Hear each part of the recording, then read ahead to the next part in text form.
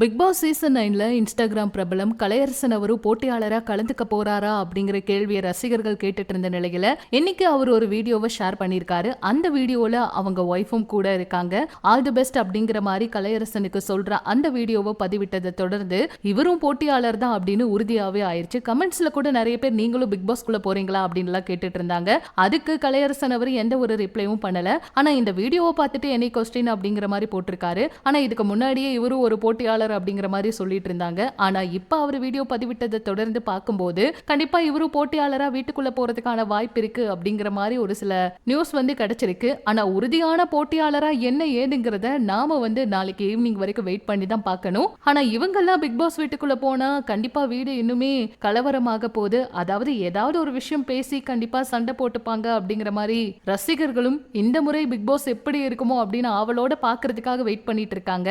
இவர் போட்டியாளரா இல்லையான்னு வெயிட் பண்ணி தாங்க பார்க்கணும்.